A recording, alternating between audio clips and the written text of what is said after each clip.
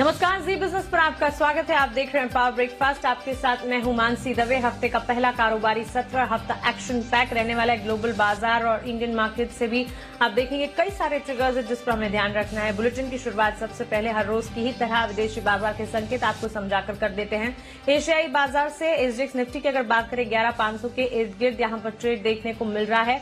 आप current levels अगर देखेंगे 11,501 के लेवल्स पर यहां पर कामकाज देखने को मिल रहा है। डाउ फ्यूचर्स में सपाट कारोबार है। ध्यान रखिएगा जापान के बाजार आज और कल के लिए बंद है, लेकिन शुक्रवार के दिन अमेरिकी बाजार उतार चढ़ाव भरा दिन रहा। डाउ में करीब 245 अंकों की गिरावट के साथ क्लोजिंग देखने को मिली। वहीं नैस्डैक में भी कमजोरी ही देखने को मिली। तो शुरुआती रुझान जो है कह सकते हैं कि कमजोरी की तरफ देखने को मिल रहा है। एसजीएक्स निफ्टी में भी फिलहाल लाल निशान के साथ ट्रेड है। हालांकि 11,500 के लेवल्स को टिकाने की ये पूरी कोशिश कर रहे हैं, लेकिन विदेशी बाजार के संकेतों को विस्तार से एक बार समझते हैं। हमारे साथ दीपांशु भंडारी जुड़ गए हैं। खबरों वाले शेयर्स लेकर हमारे साथ पूजा त्रिपाठी जुड़ी है और थोड़ी ही देर में जी बिजनेस के मैनेजिंग एडिटर अनिल सिंह भी हमारे साथ जुड़ेंगे, जो कि आज के लिए अपनी पहली रणनीति हमें बताएंगे।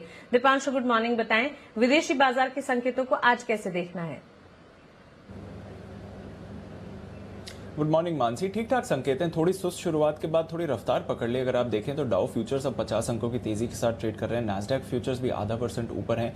एसजीएक्स निफ्टी भी निचले स्तरों से रिकवर कर रहा है और ज्यादातर एशिया के बाजार, बल्कि अब तो सारे एशिया के बाजार पॉजिटिव ट्रेड कर रहे हैं। तो नरमी के बाद अब आप देख रहे हैं कि थोड़ा एक्शन बढ़ रहा है। अहम हफ्ता होने वाला है। ये काफी सारे फैक्टर्स हैं जहां पर नजर रखनी है। एक तो जो टिकटॉक पर काफी सारी खबरें हुई हैं पिछले 48 घंटों में। पहले खबर आई थी कि यूएस में बैन हो रही है ऐप डाउनलोड के लिए संडे से। उसके बाद खबर आई है कि ओरेकल और टिकटॉक की डील को ट्रम्प सरकार ने मंजूरी दे दी है। इस डील में ओरेकल टिकटॉक में करीब 12.5% हिस्सेदारी खरीदेगी और वॉलमार्ट 7.5% हिस्सेदारी खरीदेगी। तो अब टिकटॉक पर यूएस में बैन नहीं लगेगा, ऐसी खबरें आ रही हैं और इस डील को भी मंजूरी दे दी गई है। फ्राइडे का सेशन काफ़ी वॉलेटाइल रहा अमेरिकी मार्केट्स के लिए। इवेंचुअली हमने देखा कि तकरीबन 250 अंक की गिरावट के साथ डाउ बंद हुआ। एक बार फिर से टेक्नोलॉजी शेयर्स में बिकवाली का दबाव आया, जिसकी वजह से हमने मार्केट्स पर भी प्रेशर देखा और साथ ही क्वार्टरली एफएनओ एक्सपायरी भी थी यूएस मार्केट्स में, जिसकी वजह से वॉलेटिलिटी बढ़ी और थोड़ी पोजीशंस हल्की हुई, इसलिए हमने बिकवाली का दबाव देखा। वैसे देखें तो पिछले हफ्ते ज़्यादा गिरावट नहीं हुई। डाउ एकदम फ्लैट ही रहा। नैस्डैक और S&P 500 तकरीबन ½ % नीचे रहे on a weekly basis. Europe के बाजारों में भी काफ़ी एक्शन था। 1% की गिरावट के साथ फ्राइडे को बंद हुए। यहां पर भी कई सारे फैक्टर्स हैं जहां पर नजर रखनी है। एक तो यूरोप में कोरोना के नए मामलों में तेज उछाल देखा जा रहा है, जिसकी वजह से चिंताएं बढ़ रही हैं, स्पेशली यूके में। और साथ ही ब्रेक्जिट की ट्रेड डील को लेकर अभी भी कोई क्लैरिटी नहीं है, जिसकी वजह से मार्केट्स में वॉलेटिलिटी और आगे बढ़ सकती है। फाइनली कच्चे तेल पर नजर डालिए। यहां पर भी अब हम दबाव देख रहे हैं। पिछला हफ्ता काफी अच्छा रहा, तकरीबन 7.5-8% की तेजी रही, बट अब वापस दबाव आ रहा है क्योंकि खबरें आ रही हैं कि लिबिया के ऑयल एक्सपोर्ट्स जहां पर रोक लगी हुई थी, वो रोक अब आने वाले दिनों में हटा दी जाएगी, जिसकी वजह से मार्केट्स में सप्लाई बढ़ेगा और इसलिए तेल के दामों पर इस समय हम दबाव देख रहे हैं। डॉलर थोड़ा सा फिसला है और सोने में हल्की सी बढ़त हुई है, बट वैसे रेंज में ही ट्रेड हो रहा है। बिल्कुल दीपांशु, साथ ही भारत और चीन के बीच तनाव कम करने के लिए क्या कुछ हो रहा है? कोई ताजा अपडेट? आज काफी अहम दिन होने वाला है क्योंकि आज कोर कमांडर स्तर पर बातचीत होने वाली है। अभी थोड़ी देर सुबह 9 बजे ही होने वाली है। मुंडो क्षेत्र में ये वार्ता होगी। काफी अहम है। हमें अनुमान था कि पिछले हफ्ते ये वार्ता होगी, बट अब फाइनली आज होने वाली है ये वार्ता और पहली बार इसमें एक डिप्लोमैट भी प्रेजेंट होने वाला है। यूजुअली ये आर्मी के स्तर पर होती है, बट एक डिप्लोमैट भी शामिल होंगे। मिनिस्ट्री ऑफ एक्सटर्नल अफेयर्स के एक जॉइंट सेक्रेटरी इस वार्ता में शामिल होंगे। भारत का पक्ष काफी क्लियर है। वो चाहते हैं कि चाइना डिसएंगेज करे जितनी जल्दी और अपने जो भी पोजीशंस है वो पीछे करे। तो ये भारत का पक्ष रहेगा इन वार्ताओं में, पर देखना होगा वहां से क्या रिजल्ट निकल कर आता है। बट पहली बार इतनी हाई लेवल टॉक हो रही है। आखिरी बार इतनी हाई लेवल टॉक SCO सम्मेलन में हुई थी जो मॉस्को में हुआ था, उसके बाद ये वार्ता हो रही है। तो काफी अहम डेवलपमेंट है और यहाँ पर हम सबकी नजर रहेगी। इसके अलावा अगर देखें तो जैसे कि हम पिछले हफ्ते भी बता रहे थे, अरुणाचल में LAC के करीब पेट्रोलिंग बढ़ा दी गई है क्योंकि अब खबरें आ रही हैं कि ये एक और क्षेत्र हो सकता है जहां पर चीन तनाव बढ़ाने की कोशिश कर सकता है। तो इसलिए वहां पर भी भारत की पेट्रोलिंग इस समय बढ़ा दी गई है। बिल्कुल दीपांशु, शुक्रिया ये तमाम जानकारी के लिए और हमारे साथ जुड़ने के लिए। चलिए अब आपको बता देते हैं कि शुक्रवार के कारोबारी सत्र में संस्थागत निवेशकों ने क्या किया और बाजार का टर्नओवर कैसा रहा। एफआईएस डीआईएस का एक्शन पहले देखें। कैश मार्केट में एफआईएस की तरफ से 205 करोड़ की खरीदारी हुई है, वहीं कैश मार्केट में डीआईएस 101 करोड़ की बिकवाली कर रहे थे। वायदा बाजार में एफआईएस की तरफ से 1528 करोड़ की खरीदारी के आंकड़े देखने को मिले हैं। तो क्लियरली कैश मार्केट और वायदा बाजार में एफआईएस कर रहे हैं खरीदारी, हालांकि कैश मार्केट में डीआईएस की बिकवाली के आंकड़े हैं। अब शुक्रवार के दिन बाजार के टर्नओवर को अगर देखें, बीएसई कैश मार्केट का टर्नओवर 5634 करोड़ देखने को मिला। एनएसई कैश का टर्नओवर 83,869 करोड़ देखने को मिला।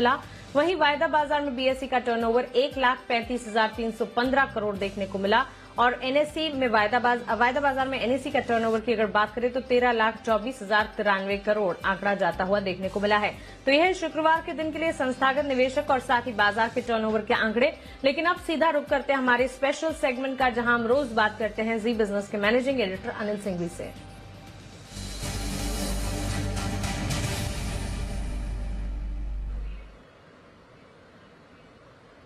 अनिल सर, एफआईएस के कैश मार्केट में वायदा बाजार में खरीदारी के नंबर्स आए हैं, वहीं विदेशी बाजार के संकेत या एशियाई बाजार अपने आप को संभालने की कोशिश कर रहे हैं। संकेतों को कैसे समझे और आज के लिए पहली रणनीति क्या होगी?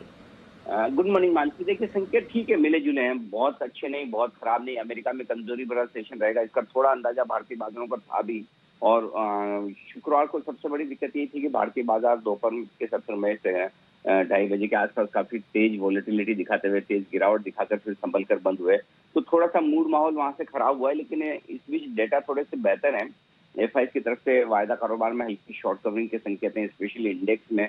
तो वो एक इस और इशारा कर रहा है कि निचले स्तरों पर थोड़ी सी एफआईएस ने शॉर्ट कवर की है, लेकिन ऊपरी स्तरों पर दबाव बरकरार है। और प्लस आज 9 बजे जो चीन के साथ बातचीत होने वाली है सीमा के तनाव को लेकर, उस पर किस तरह के डेवलपमेंट होते हैं उन पर नजर रहेगी।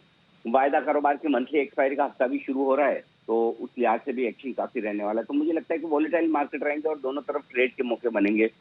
इस लिहाज से बेहतर ही होगा कि आप रेंज को ट्रेड करें, और रेंज के लिहाज से खरीदारी की रेंज है 11,375 11,450 की। 50 पॉइंट की रेंज ऐसी है जहां पर आपको धीमे धीमे टुकड़ों में खरीदारी करनी चाहिए। और ऊपरी स्तरों पर 11,575 11,625 वो रेंज है जहां पर आपको लगातार मुनाफा वसूली आती हुई नजर आएगी।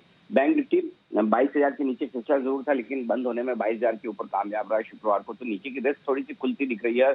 पिछले 10 दिनों की सबसे लोएस्ट क्लोजिंग बैंक निफ्टी में हमें 22,000 के नजदीक मिली है शुक्रवार को। तो अगर आज 22,000 के नीचे ट्रेड करना बैंक निफ्टी शुरू करता है तो फिर 21,650 21,800 ये 150 पॉइंट की रेंज बैंक निफ्टी पे के लिए मजबूत सपोर्ट का काम करेगी। और ऊपरी स्तरों पर 22,300 22,450 वो रेंज है जहां पर बैंक निफ्टी में आपको मुनाफा वसूली आती हुई नजर आएगी। तो इंटरेस्टिंग सेशन आज भी रहने वाला है और पूरे हफ्ते भी। और कुछ हद तक एक्शन जो है वो सेकेंडरी मार्केट से प्राइमरी मार्केट की तरफ आईपीओ पर और आईपीओ की लिस्टिंग पर भी आज शिफ्ट होगा।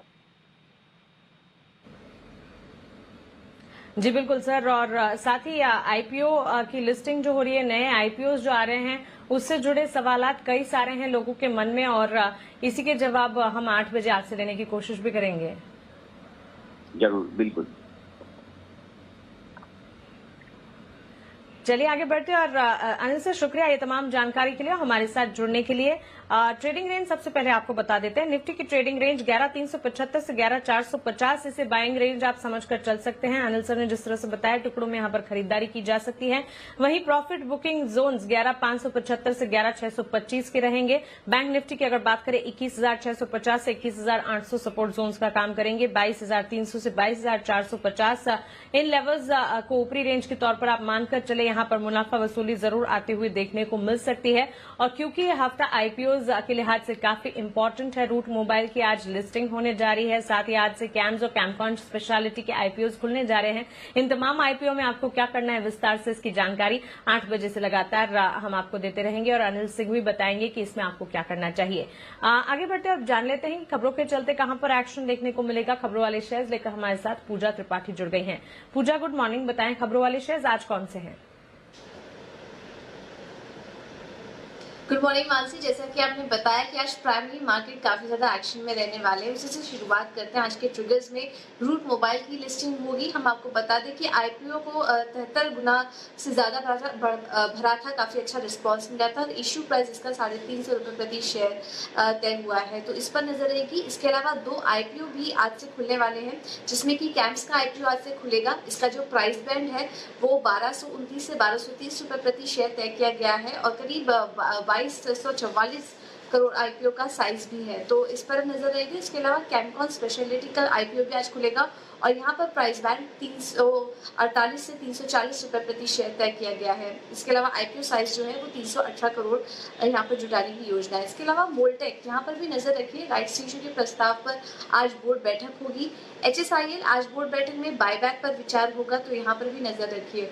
और नियमों के साथ आज स्कूल खुलेंगे, स्वास्थ्य मंत्रालय ने नियम भी जारी कर दिए हैं, तो ये भी एक ट्रिगर है आज के लिए। IRCTC आज फोकस में रहेगा क्योंकि आज से चलने वाली है 40 जोड़ी ट्रेनें। भारतीय रेलवे ने स्पेशल ट्रेनों के साथ साथ 20 जोड़ी क्लोन ट्रेनों को भी चलाने का फैसला लिया है।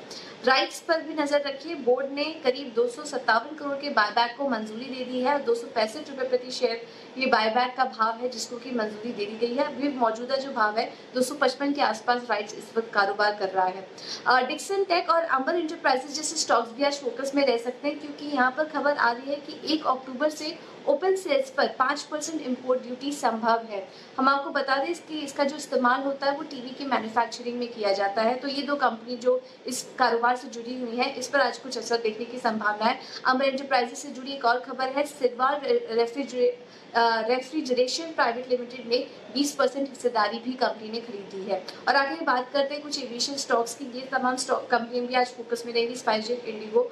अगस्त एयर ट्रैफिक में करीब 34% की बढ़त देखने को मिली है। ये मंथ ऑन मंथ बढ़त देखने को मिली है। सालाना आधार पर अगर बात करेंगे तो 70% की गिरावट देखने को मिली है, लेकिन अगर मंथली बात करेंगे तो अच्छी बढ़त इस बार देखने को मिली और इसके चलते आज एविएशन कंपनियां भी फोकस में रह सकती हैं।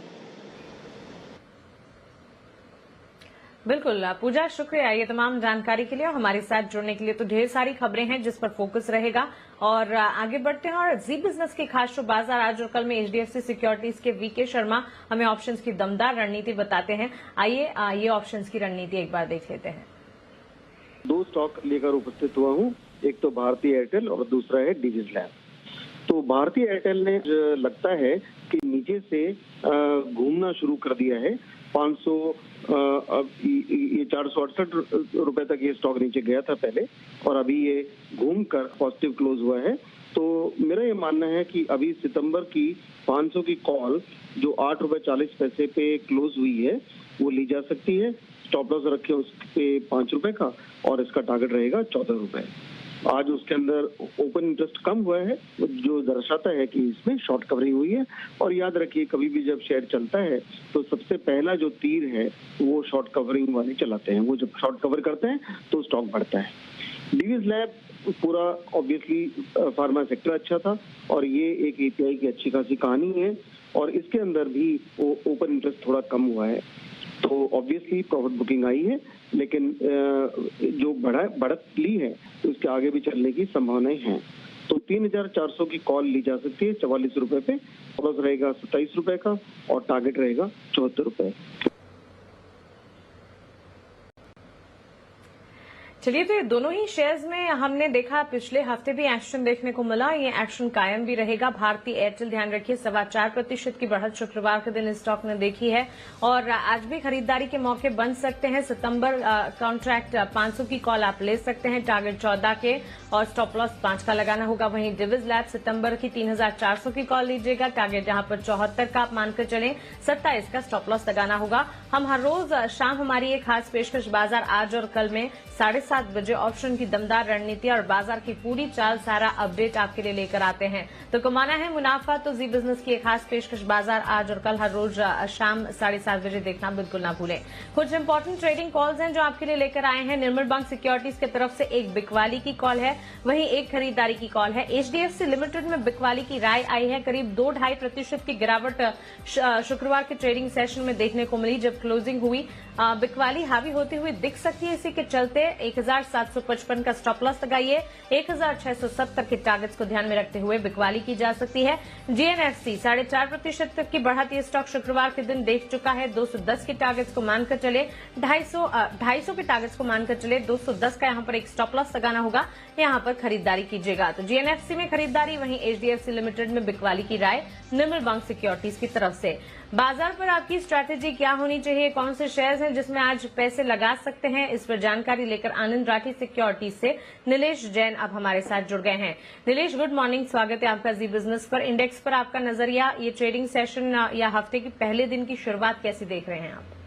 Good morning to you Mansi. Mansi देखिए, पिछले सप्ताह हमने देखा था कि बैंक निफ्टी ने अंडर परफॉर्म किया था एंड वहाँ पे वीकनेस काफी ज्यादा थी। इनफैक्ट निफ्टी ने आउट परफॉर्म किया था और काफी स्ट्रांगली 11,500 के ऊपर की क्लोजिंग भी हमको देखने को मिली थी।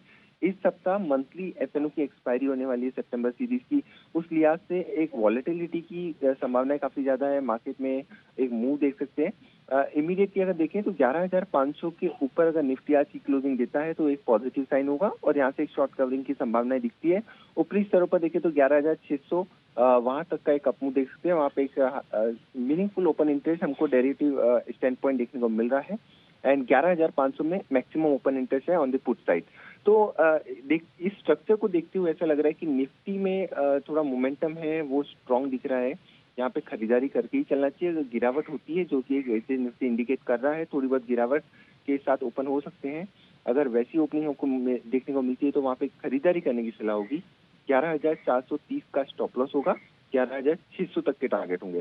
बैंक निफ्टी में एक बार के लिए ट्रेड अवॉइड करने की सलाह होगी क्योंकि वहां पे एक क्रूशियल सपोर्ट के आसपास बैंक निफ्टी ट्रेड कर रहा है 22,000 का लेवल। अगर उसके ऊपर मेंटेन कर लेता है, वहां पे उसके ऊपर की क्लोजिंग अगर आज हमको देखने को मिलती है तो वहां पे एक शॉर्ट कवरिंग की संभावनाएं बनती है लॉन्ग साइड में। तो वहां पे फिलहाल के लिए ट्रेड अवॉइड करने की सलाह। ओके नीलेश, साथ ही आज के लिए स्टॉक स्पेसिफिक कौन सी कॉल्स आप दे रहे हैं? बिल्कुल मानसी, एक बाय और एक सेल रिकमेंडेशन है। अगर फ्राइडे के सेशन में देखें, in fact throughout the last week pharma एक आउट परफॉर्मर रहा था, लगभग 9% का वहाँ पे अपमूव हमको देखने को मिला था। डीवी स्लैब में एक फ्रेश ब्रेकआउट हमको देखने को मिला है, वहाँ पे खरीदारी करने की सलाह होगी। 3290 का स्टॉप लॉस होगा, 3450 के टारगेट्स होंगे। वहीं दूसरा कॉन्ट्रा बेट है अगेंस्ट मार्केट, एक वीकनेस हमको देखने को मिल रही है, lower term and low bottom formation बन रहा है। पीवीआर में शॉर्ट बिल्डअप भी हमको देखने को मिला था, उसी के लिहाज से यहाँ पे वीकनेस की संभावनाएं काफी ज्यादा दिखती है। 1225 का एक छोटा सा स्टॉप लॉस होगा, 1150 तक के टारगेट हमको देखने को मिल सकते हैं डाउन साइड में। बिल्कुल, तो ये है स्टॉक स्पेसिफिक राय। लेकिन साथ ही नीलेश, बाजार का मूड आज के लिए आपको कैसे लग रहा है? क्योंकि जैसे कि आपने कहा, हो सकता है शुरुआत एक कॉशियस ट्रेंड के साथ होती हुई देखने को मिल सकती है। हमें याद है कि शुक्रवार के दिन भी उतार चढ़ाव देखने को मिले। ज्यादातर एफएमसीजी, फाइनेंशियल सर्विसेज, बैंक्स क्षेत्रों में हमने गिरावट देखी। आज के लिए फिर कौन से सेक्टर्स होंगे जिस पर नजर रखनी चाहिए? देखिए मानसी, ओवरऑल इंडियन इक्विटीज की बात करें तो एक ही कल्पिट है, that is bank Nifty. Bank Nifty ने पिछले 3 से 4 सप्ताह में लगातार अंडर परफॉर्म किया है and private sector bank, PSU bank, वहां पे काफी खासा हमको दबाव देखने को मिल रहा है। वहां पे जब तक पार्टिसिपेशन नहीं आता है तब तक एक बड़े अपमूव की संभावना नहीं लगती है। निफ्टी में अगर हम बात करें तो जैसे फार्मा इंडेक्स कहीं ना कहीं सपोर्ट दे रहा था, उसके बाद आईटी इंडेक्स में भी हमको अच्छी खासी बाइंग देखने को मिल रही है। तो stock specific, sector specific move हमको देखने को मिल रहा है। तो हमारा ये मानना है कि आपको सेक्टर स्पेसिफिक ही फोकस करना चाहिए। जैसे कि फार्मा इंडेक्स अभी भी अच्छा लग रहा है, लगभग 13,500 तक के फार्मा के इंडेक्स में हमारे टारगेट बनते हुए दिख रहे हैं from short to medium term perspective. तो वहां पे फोकस आज भी बना हुआ रहेगा। आईटी इंडेक्स अच्छा लग रहा है। Private sector bank, PSU bank, मैं तो ये कहूंगा कि एक बार के लिए अवॉइड ही करना चाहिए। यहाँ पे जब तक कोई कंफर्मेशन एंड कन्विक्शन नहीं मिलता है, ट्रेड लेने की सलाह नहीं होगी।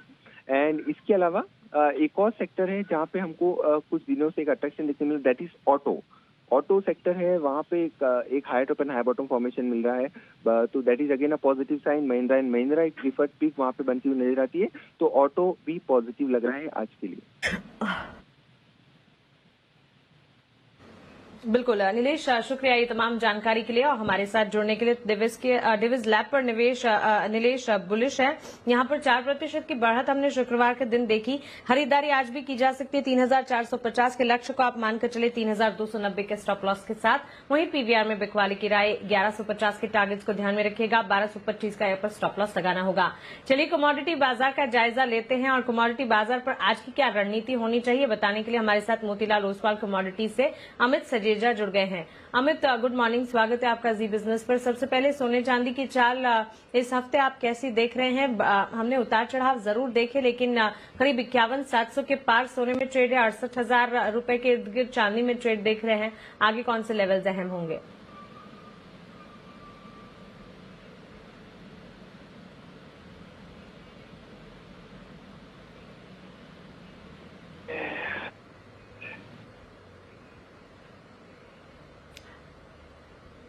जी, क्या आप मुझे सुन पा रहे हैं?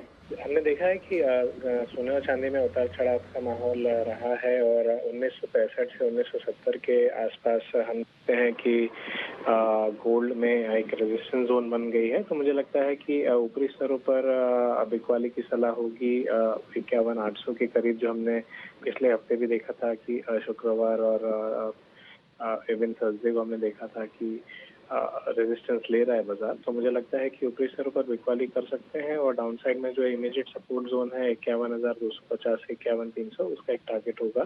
सिमिलरली सिल्वर में भी मैं बिकवाली की सलाह दूंगा 68,300 से 68,500 की जोन में। डाउन साइड में हो सकता है कि हम लगभग 67,200 से 300 की जोन का टारगेट लेके चल सकते हैं। बिल्कुल अमित, साथ ही अगर कच्चे तेल की बात करें, खासतौर से न्यूज बेस्ड इम्पैक्ट यहाँ पर जरूर देखने को मिल रहे हैं। लीबिया के एक्सपोर्ट पर रोक हटने से कच्चे तेल पर एक असर आता हुआ दिख रहा है। इस पर आपकी राय क्या होगी? ब्रेंट क्रूड पर्टिकुलरली या कच्चे तेल पर क्या स्ट्रैटेजी अपनानी है? जी बिल्कुल, आपने बताया कि लीबिया की जो सप्लाई है वो बाजार में आ सकता है और हमने देखा है कि निचले स्तरों से काफी अच्छी रिकवरी देखने मिली है। 3,100 का एक अच्छा रेजिस्टेंस है शॉर्ट टर्म बेसिस। तो मुझे लगता है कि बाजार उसको ब्रीच करने में फिलहाल सक्षम नहीं होगा। तो 3,050 के करीब बिकवाली की जा सकती है 2,950 के टारगेट के लिए और अब तक में 3,120 का एक स्टॉप लॉस जरूर लगाना चाहिए। तो सेल ऑन रैलीज की सलाह होगी क्रूड ऑयल। बिल्कुल अमित, शुक्रिया ये तमाम जानकारी के लिए हमारे साथ जुड़ने के लिए। तो देखिए कमोडिटी बाजार में बिकवाली की रणनीति आती हुई देखने को मिल रही है, चाहे बुलियन मार्केट कह लीजिए, एनर्जी पैक कह लीजिए। गोल्ड सिल्वर में बिकवाली की राय, गोल्ड में 51,300 के टारगेट्स को ध्यान में रखे 52,100 का स्टॉप लॉस लगाकर बिकवाली कीजिएगा। सिल्वर में 67,300 के लक्ष्य के साथ 69,000 के स्टॉप लॉस के साथ बिकवाली की राय। और कच्चे तेल की चाल भी आप देखिए 2,930 के लक्ष्य को मानकर चले 3,120 का स्टॉप लॉस लगाना होगा। यहाँ पर भी सरकार इनिशिएट करने की राय एक्सपर्ट की तरफ से आती हुई देखने को मिल रही है। इसी के साथ पावर ब्रेकफास्ट में फिलहाल इतना ही। मुझे दीजिए इजाजत।